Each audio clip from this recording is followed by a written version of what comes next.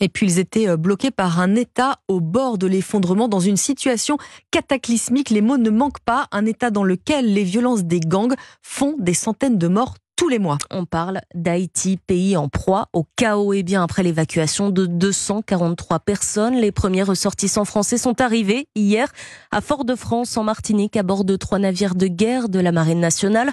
Et certains d'entre eux ont directement pu monter dans un avion spécialement affrété par le ministère des Affaires étrangères, direction Paris.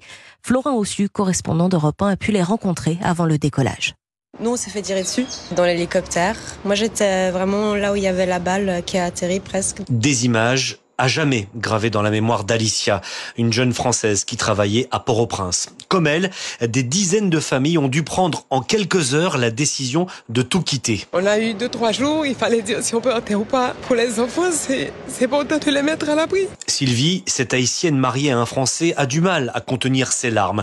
Elle tente malgré tout de regarder l'avenir avec espoir. On a de la chance d'avoir la belle famille sur place, donc on ne se va pas l'inconnu, on a déjà un pied à terre, on va chez eux, puis après on verra. Autour d'elle, dans ce gymnase transformé en centre d'accueil d'urgence, beaucoup tiennent à remercier le gouvernement français. C'est le cas notamment de Jean. Quand on sait qu'on est dans un bateau qui vient de la France, on sait que voilà, nous sommes sauvés de tout ce qui peut nous arriver en fait, en quelque sorte. 3 navires de guerre et plusieurs centaines de militaires ont été mobilisés pour mener à bien cette opération.